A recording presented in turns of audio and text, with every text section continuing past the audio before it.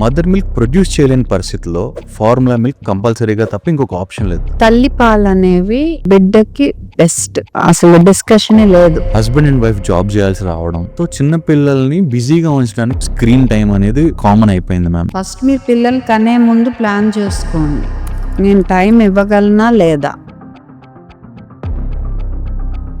ఒక చిన్న బిడ్డను తీసుకుని వెళ్ళి నేను ఎవరికో చూపించాను మ్యామ్. నల్లగా ఉందేంట్రా, నలుపు తెలుపు ఎత్తు పొట్టి లావు సన్న మందబుద్ధి తెలివి ఈ పోలికలు లేకుండా మనాళ్ళు మంచి మాట చాలా మంది అన్నారు. ఆటిజం అంటే ఏంటి అసలు? రేపు ఆ బిడ్డకు ఆటిజం ఉంటే నేను మాట్లాడుతున్నప్పుడు అతని గొడవలో అతను ఉంటాడు. అంటే సొసైటీలో టాబు ఏంటంటే మ్యామ్, ఇలాంటివి ఏదైనా సైకాట్రీ దగ్గర తీసుకెళ్ళాము పిల్లల్ని అంటే వీడికి పిచ్చి వచ్చేసిందా.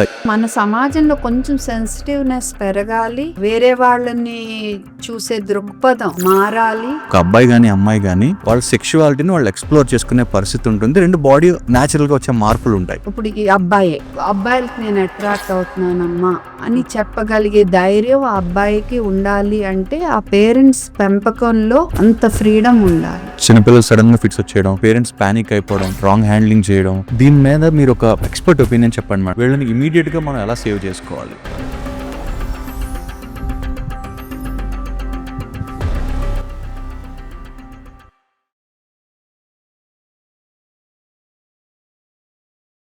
There is one thing happening around the world, antibiotic resistance అనే మాట భయంకరంగా వినబడుతుంది మేడం. అవును. ఇంగ్లీష్లో అర్థమైన మీనింగ్ ఏంటంటే యాంటీబయాటిక్స్ అనేవి పనిచేయడం మానేస్తున్నాయి.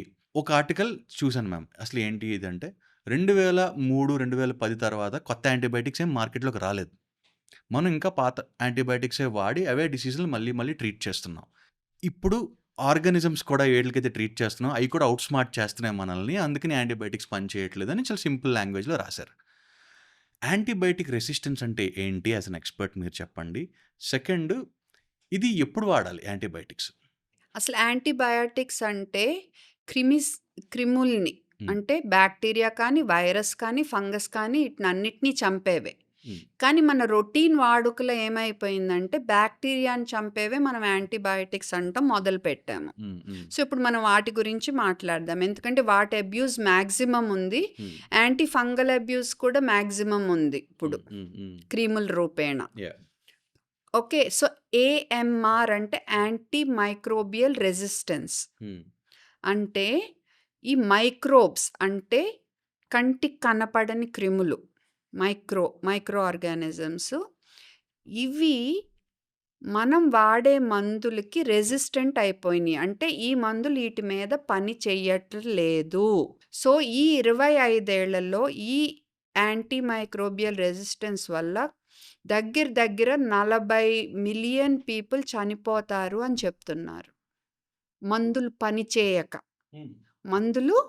పనిచేయక. సినిమా చూసారా మీరు చిన్నప్పుడు, ప్రేమ అని, రేవతి అండ్ వెంకటేష్ మూవీ చూసారా? అమ్మాయి చనిపోద్ది మందులు పనిచేయక. అదే జరుగుతుంది, ఇంకా ఇంకా ఎక్కువ అవ్వబోతుంది. ఒక చిన్న ఎగ్జాంపుల్ చెప్తాను. నాదొక రాజ్యం. ఓకే, నా రాజ్యంలో మంచి సైనికులు ఉన్నారు, ఇంకా చాలా సీక్రెట్ వెపన్స్ ఉన్నాయి నా దగ్గర, మంచి మంచి ఆయుధాలు ఉన్నాయి. అంటే ఈ సైనికులు కాకుండా ఇంకా నెక్స్ట్ లెవెల్ అన్నమాట, ఎవరికి తెలియ వాటి గురించి. శత్రు సైన్యం వచ్చింది, నా సైనికులు వెళ్ళి వాళ్ళని చంపేస్తున్నారు, హ్యాపీగా వాళ్ళని ఓడిచ్చేస్తున్నారు ఆల్మోస్ట్. ఓకే, కానీ నాకు బుద్ధి పుట్టి నాకు నా ఎలా పనిచేస్తాయో ఈ సీక్రెట్ వెపన్స్ అని అవి కూడా వాడటం మొదలుపెట్టా. వీళ్ళు భయపడి మిగిలిన మంది పరిగెట్టేశారు. కానీ వీళ్ళకి నా దగ్గర సీక్రెట్ వెపన్స్ గురించి తెలిసిపోయింది. వెళ్ళి వాళ్ళ రాజుకు చెప్పారు. వాళ్ళు ఏం చేశారు, ఒక 5-6 నెలలు ఆగి మంచిగా ఈ సీక్రెట్ వెపన్స్ కౌంటర్ రెడీ చేసుకుని వచ్చి నా మీద యుద్ధం చేసి నన్ను ఓడిచ్చేశారు. సో నా శరీరమే నా రాజ్యం. ఓకే, అండ్ నా సైనికులు ఎవరు, నా రోగ నిరోధక శక్తి, ఇమ్యూనిటీ. నా ఇమ్యూన్ సిస్టము వీటిని చంపగలిగినప్పుడు నేను అనవసరంగా నా సీక్రెట్ వెపన్స్ యాంటీబయాటిక్స్ వీళ్ళ మీద ప్రయోగించాలా? అనవసరంగా ప్రయోగించాను.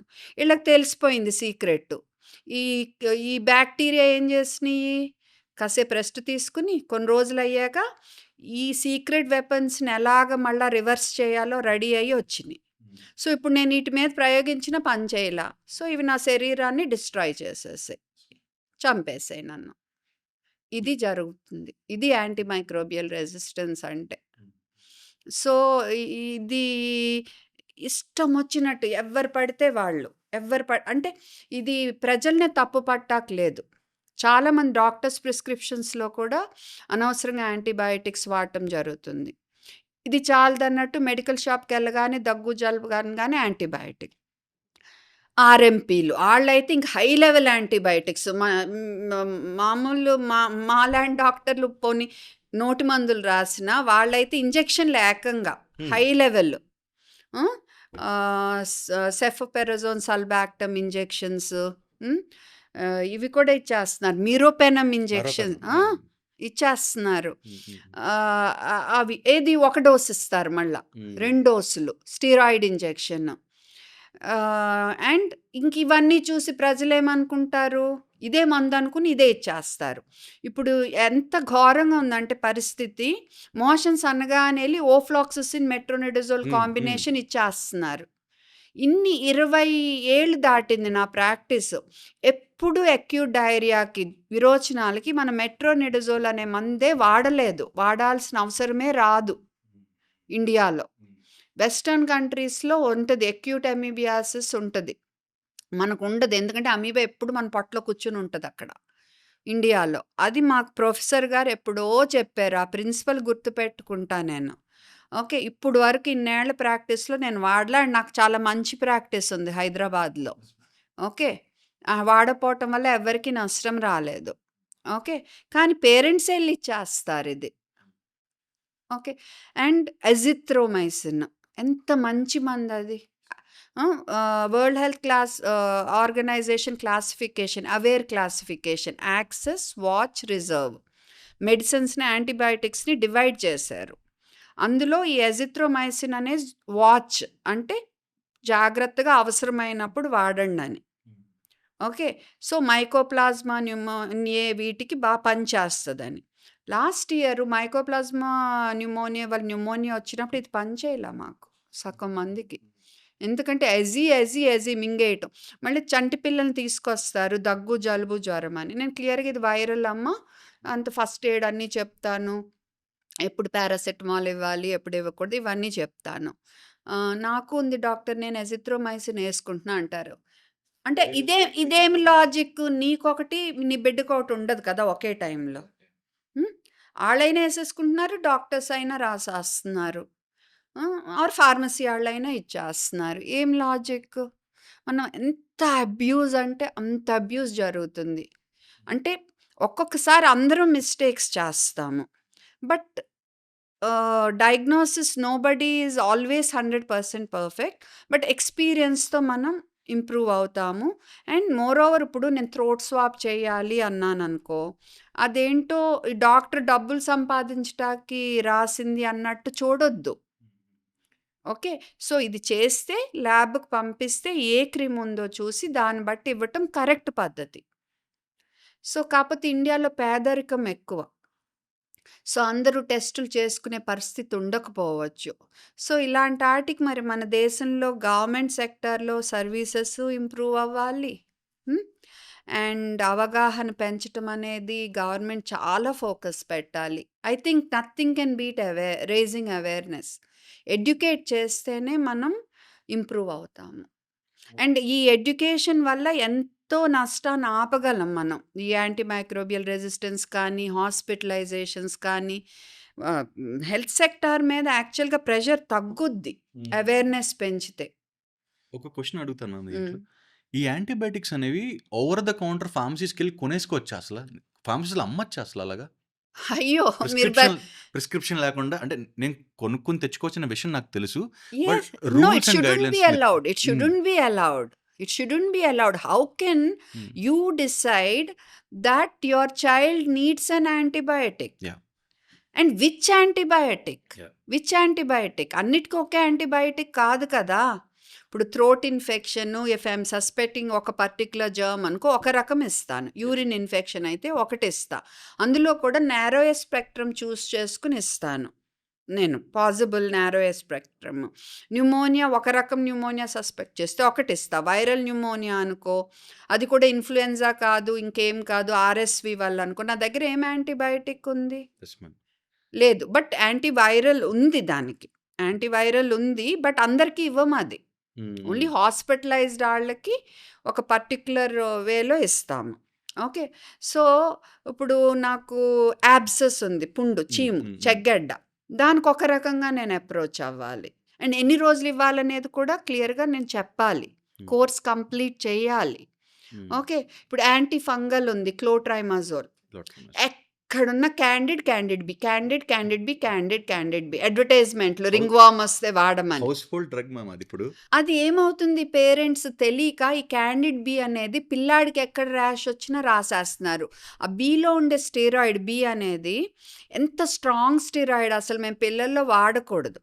సో ఏమైందంటే ఈ క్లోట్రైమాజోల్కి ఇప్పుడు రెసిస్టెన్స్ వచ్చేసింది యాంటీ ఫంగల్కి. సో ఏమవుతుంది, ఇప్పుడు నాకు రింగ్ వామ్ ఉంది. ఓకే. సో ఈ క్లోట్రైమాజోల్ స్టెరాయిడ్ కాంబినేషన్ రాశాను. సో రింగ్ వామ్కి క్లోట్రైమాజోల్ పనిచేయట్లేదు, ఎందుకంటే రెసిస్టెన్స్ వచ్చేసింది. స్టెరాయిడ్ పనిచేసి ఆ ఎర్రదనాన్ని తగ్గిస్తుంది. నేనేమనుకుంటాను, నాకు రింగ్ వామ్ తగ్గిపోయింది అనుకుంటా. కొన్ని రోజులు అయ్యాక చూస్తే ఇక్కడొక రింగ్ వామ్, ఇక్కడో రింగ్ వామ్, ఇక్కడో రింగ్ వామ్, ఇక్కడో రింగ్ వామ్ ఉంటుంది. ఎందుకంటే ఆ స్టెరాయిడ్ టెంపరీగా దాన్ని అదింపెట్టింది తప్ప కింద అది స్ప్రెడ్ అవుతా ఉంది. ఓకే. సో అందుకనే మీరు జాగ్రత్తగా ఒక మంచి డర్మటాలజిస్ట్ని సంప్రదించి రాయండి. అండ్ మోర్ ఓవర్ ఈ స్టెరాయిడ్ యాంటీ ఫంగల్ కాంబినేషన్లు వాడొద్దు. ఒకవేళ మీరు రింగ్ వామ్కి వాడాల్సి వచ్చినా ఓన్లీ యాంటీ ఫంగల్ వాడాలి. అండ్ కోర్స్ కంప్లీట్ చేయాలి. 4 వారాలంటే 4 వారాలు రాయాలి. దాని మీద కాకుండా చుట్టూ ఎక్స్ట్రా 2 సెంటీమీటర్లు రాయమంటే చుట్టూ ఎక్స్ట్రా 2 సెంటీమీటర్లు రాయాలి. సో అలా చక్కగా చెప్పింది ఫాలో అయ్యి కోర్సులు కంప్లీట్ చేసి సొంత బ్రెయిన్ ఉపయోగించొద్దు ఇలాంటి విషయాలు అనేది నా అడ్వైస్. ఇంకొక చిన్న విషయం చదివాను మ్యామ్. బ్రాడ్ స్పెక్ట్రమ్ యాంటీబయాటిక్స్ని చాలా చిన్న చిన్న పరిస్థితులకు కూడా మనం వాడేయడం వల్ల కూడా యాంటీబయాటిక్ రెసిస్టెన్స్ పెరుగుతోంది అని వాడు రాశాడు మ్యామ్. బ్రాడ్ స్పెక్ట్రమ్ యాంటీబయాటిక్స్ ఏంటి, నారో స్పెక్ట్రమ్ యాంటీబయాటిక్స్ ఏంటి? స్పెక్ట్రమ్ అంటే ఏంటి, ఇప్పుడు రెయిన్బో అంటాం కదా, రెయిన్బో ఇంద్రధనుషు. స్పెక్ట్రమ్ అంటే డిఫరెంట్ వేవ్ లెన్స్ లైట్. అలాగా నారో స్పెక్ట్రమ్ అంటే ఏంటంటే ఈ యాంటీబయాటిక్ కొన్ని బ్యాక్టీరియా మీదే పనిచేస్తుంది. బ్రాడ్ స్పెక్ట్రమ్ అంటే చాలా రకరకాల బ్యాక్టీరియా మీద పనిచేస్తుంది. సో మనం ఈ నారో స్పెక్ట్రమ్ యాంటీబయాటిక్ వాడితే తగ్గిపోయే సమస్యకి నేను ఈ బ్రాడ్ స్పెక్ట్రమ్ది వాడాను అనుకోండి, ఈ యాంటీబయాటిక్ ఇది ఎలా పనిచేస్తుందనే పనితీరు ఆ బ్యాక్టీరియాకి తెలిసిపోవటం వల్ల రెసిస్టెన్స్ డెవలప్ అయ్యి ముందుకు వస్తాయి అన్నమాట. రేపు ఈ యాంటీబయాటిక్ వాడాల్సిన పరిస్థితి నాకు వచ్చినా ఇది పనిచేయదు. అందుకే ఎప్పుడు నారోయెస్ట్ స్పెక్ట్రమ్ చూస్ చేసుకోమని చెప్తాము. సో డాక్టర్స్ కూడా వాళ్ళ సమస్య తీవ్రతను బట్టి పిక్ చేసుకోవాలి. నారోయెస్ట్ స్పెక్ట్రమ్ ఈ కండిషన్కి ఈ 2 జర్మ్స్ మేబీ కాజ్ అయ్యి ఉండొచ్చు. సో ఈ 2 జర్మ్స్కి పనిచేసే చాలు నాకు, అంటే నాకు రిపోర్ట్స్ వచ్చే లోపు. సివియర్ అయితే, సివియర్ కాదనుకో అసలు ముందు మొదలు పెట్టొద్దు, ఆ కల్చర్ రిపోర్ట్ వచ్చే వరకు వెయిట్ చేసి మొదలు పెడతా. లేదంత టైం లేదు, నేను స్టార్ట్ చేయాలి అనుకో కల్చర్కి శాంపుల్ పంపి ఈ 2 పాసిబిలిటీస్ ఉన్నాయి కాబట్టి ఈ రెండింటిని మట్టుకే కవర్ చేస్తా. అంతే. చక్కగా ఇంత మంచి మందు రకరకాల క్రిములను చంపేది వాడేసి దీన్ని వేస్ట్ చేయను నేను. సో అలాగుండాలి మన ప్లాన్. సో మీరు చెప్పేదాన్ని బట్టి నాకు అర్థమైంది ఏంటంటే ఇది మనందరి రెస్పాన్సిబిలిటీ. యాంటీబయాటిక్స్ని దాచుకోకపోతే భవిష్యత్ తరాలకి నార్మల్ మైక్రో ఆర్గానిజమ్స్ బేసిక్ జబ్బులతోటి చాలా పెద్ద ప్రాబ్లమ్స్ అయ్యే ఛాన్సెస్ ఉన్నాయి అనేది నాకు అర్థమైంది మ్యామ్, చాలా బేసిక్ లెవెల్. అంటే మనలో చాలామంది ఎలా చూస్తారంటే మన ఇంట్లో చెత్త తీసి పక్కన పడేస్తే పర్వాలేదు మనకేమీ రాదు అనుకుంటాము. మరి అక్కడి నుంచే దోమలొస్తాయి. దోమలకు తెలీదు కదా! ఈ ఇల్లు, ఆ ఇల్లని. హ్మ్. ఈగలకి తెలీదు కదా! ఆ ఇల్లు, ఈ ఇల్లని. హ్మ్. అలాగే బ్యాక్టీరియాకి కూడా తెలీదు. ఈ ఇంట్లో వాళ్ళకి రెసిస్టెన్స్ లేదు. ఈ ఇంట్లో వాళ్ళకుందని. ఓకే. సో, మనమేమనుకుంటాము, మన ఫ్యామిలీ బావుంటే చాలు అని అనుకోవచ్చు. కాదు. ఈ రెసిస్టెన్స్ ఒస్తే మీ ఫ్యామిలీయే కాదు, మీ వల్ల మీ చుట్టుపక్కల ఆళ్ళందరూ కూడా సఫర్ అవుతారు. మీ ఒక్కళ్ళే కాదు. హ్మ్. కమ్యూనిటీ మొత్తం సఫర్ అవుతారు. రేపు మీ ఇంటి పక్కనాళ్ళకేదైనా పెద్ద జబ్బొస్తే, మీ వల్ల ఆళ్ళకి ఆ యాంటీబయాటిక్ పనిచేయదు. Yes ma'am. మీకు తెలియని కూడా తెలీదు ఆ విషయం. Yes ma'am. Don't abuse antibiotics. So, ఇది ఒక సెగ్మెంట్ మ్యామ్. రెగ్యులర్‌గా మన చుట్టూ జరిగే కొన్ని డ్రగ్స్ బేసిస్ మీద మాట్లాడడం జరిగింది. ఇప్పుడు నేనొక న్యూస్ పేపర్ ఆర్టికల్ చదివాను మ్యామ్. అంటే ఒక ఆర్టికల్ కూడా కాదు. ఒక 2, 3 లైన్‌లో రాసింది. సండే బుక్ లాంటి బుక్‌లో లైక్ పేపర్స్‌తో వచ్చేది. వరల్డ్ హెల్త్ ఆర్గనైజేషన్ వాళ్ళు 2021 ఆ ప్రాంతంలో ఇచ్చిన డేటా ప్రకారం ప్రతి 150, 100 మందిలో ఒకళ్ళకి ఆటిజం ఉంది అని అన్నారు. అది ఏ కంట్రీస్‌లో ఆ డేటా క్రియేట్ చేశారు ఏంటో నేను అంత డీప్‌గా చదవలేదు మ్యామ్. అసల 130, 150 మందిలో ఒకళ్ళకి ఎందుకు ఆటిజం వస్తుంది? Point number 1. ఆటిజం అంటే ఏంటసల? పాయింట్ నంబర్ 3, ఆటిజంకి ట్రీట్మెంట్ ఉందా మ్యామ్? అసలు ఆటిజం అంటే ఏంటి? ఆటిజం అంటే అది ఒక న్యూరో డెవలప్‌మెంటల్ ఇష్యూ. అంటే మనము డెవలప్ అయ్యే మన బ్రెయిన్ ఆలోచించటము, ఆ డెవలప్‌మెంట్ అనే దాంట్లో కొంచెం తేడా రావటం వల్ల వీళ్ళు మనం చెప్పేది పిల్లలు ఇంకా సింపుల్‌గా చెప్పాలంటే, వాళ్ళని వాళ్ళు వ్యక్తపరుచుకునే విధానం. హ్మ్. వేరే వాళ్ళతో కలిసే విధానం, సోషల్ స్కిల్స్, కమ్యూనికేషన్ స్కిల్స్ ఈ 2 వాళ్ళకి ఎఫెక్ట్ అవుతాయి. అంటే వాళ్ళు డిఫరెంట్‌గా ఉంటది. వాళ్ళ కమ్యూనికేషన్, వాళ్ళు వ్యక్తపరుచుకునే విధానం మిగతా వాళ్ళకంటే వేరేగా ఉంటది. ఓకే. ఇప్పుడు నేను మీతో మాట్లాడుతున్నా. మీరు వింటున్నారు. రిజిస్టర్ అయింది. మీరు ఆన్సర్ ఇస్తున్నారు. రేపు ఆ బిడ్డకు ఆటిజం ఉంటే నేను మాట్లాడుతున్నప్పుడు అతని గొడవలో అతనుంటాడు. రిజిస్టర్ అవ్వదు. ఓకే. సో, రిజిస్టర్ అవ్వదు కాబట్టి మాట్లాడటం నేర్చుకోడు.